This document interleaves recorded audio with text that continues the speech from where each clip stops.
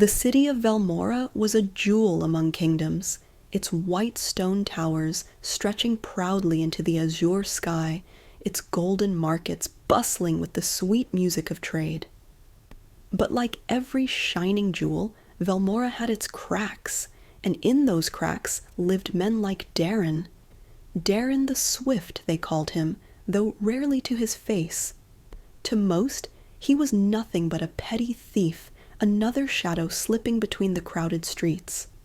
No mother told stories of Darin to their children, unless it was a warning, but Darin wasn't cruel. He didn't steal for pleasure. He stole because hunger gnawed at his belly, and because in Velmora, gold flowed to the rich like wine and left only dust for the rest. Tonight, the moon was a sliver of silver, just enough light for a desperate man. His boots made no sound as he darted through the alleyways, clutching the worn dagger that had been his only inheritance. A rumor had reached Darin, whispered over mugs of sour ale. The king's treasury would host a feast of gold tonight, a shipment of tribute from the northern provinces, locked within the royal vaults, a fortune, enough to vanish from this miserable life forever. He was mad to even dream of it, but dreams were all he had. Slipping past the palace gates had been easier than he thought. A few well-timed distractions, a few whispered threats to trembling servants, and Darin found himself in the marble halls of King Aldred's castle. Torchlight flickered off walls lined with ancient tapestries. Every step felt like walking through a legend. His heart thundered in his chest. He was one wrong move from hanging. At the center of it all stood the vault, a towering door of black iron festooned with arcane runes. It should have been impregnable. Should have. The old lock looked worn, as though it had not been tested for centuries. Smirking, Darin knelt before it, pulling his lockpicks from his boot. His fingers moved like dancers, delicate and swift. Minutes passed, tense and trembling. Click. The vault creaked open an inch. Darin froze. The silence pressed against him like a hand to his throat. Nothing moved. No alarm bells, no shouting guards. With a grin, he slipped inside and beheld wonders beyond imagining. Piles of gold coins, goblets encrusted with rubies, ancient crowns that whispered of lost empires. It was enough wealth to drown in. Darin stuffed his sack with trembling hands, heart soaring with a wild, foolish hope. This is it. This is freedom. Then came the voice, soft, almost sad. You could have simply asked, you know. Darin spun, his dagger flashing into his hand. A figure stood in the doorway, no guardsman, no executioner, just a man in a simple cloak, embroidered lightly with gold thread. The man's face was strangely gentle, crowned by a circlet of thin silver. The king. King Aldred himself. For a breathless moment neither spoke. Darin's mind raced. Should he flee? Attack? Beg? I needed it, Darin stammered. I have nothing, no one. I see, said the king quietly, and so you would take what you could not earn. There was no anger in his voice, no judgment, only sadness. And something about that sadness felt heavier than 1,000 swords. I have a proposition for you, the king said. Darin narrowed his eyes. You should have me executed. Perhaps, Aldred agreed, but that would only be justice, not wisdom. Come, talk with me. And somehow, despite every screaming instinct, Darin followed. They walked through corridors until they reached a garden blooming under the moonlight. Roses the color of blood and ivory perfumed the air. A table was set there, but not with gold or silver. Simple wooden bowls, plain bread, a jug of water.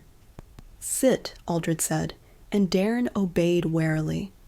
You are not the first to steal from me, Aldred said, as he poured 2 cups of water, nor will you be the last. Darin said nothing, clutching the cup like a weapon. But tell me, thief, Aldred said, what did you hope to buy with your stolen riches? Freedom, Darin said immediately. A farm, maybe, A life where no one looks at me like dirt.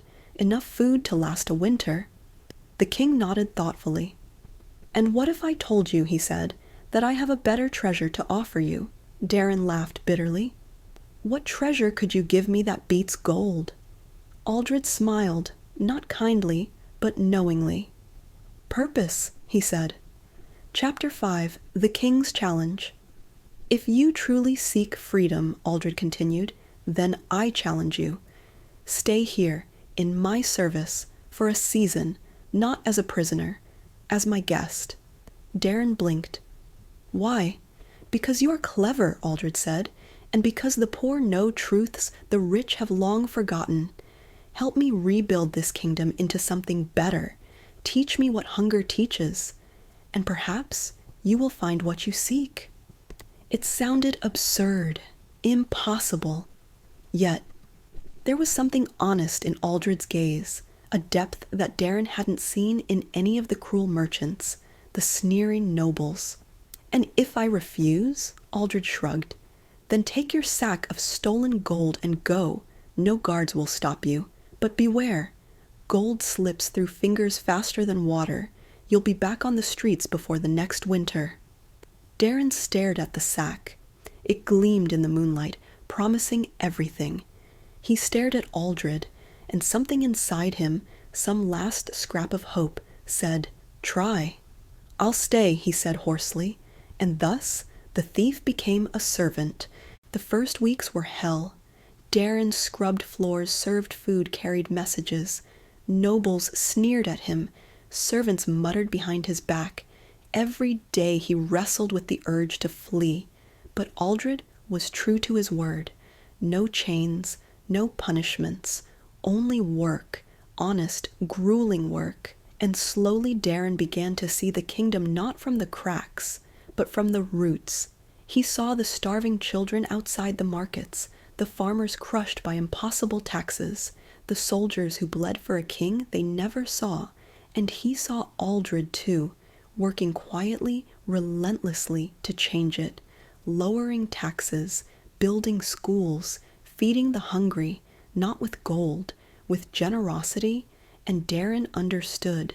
One night, after months of toil, Aldred called Darin to the throne room. I have another task for you, he said. Darin bowed. Anything. There is a lord, Aldred said, who hoards food while his people starve.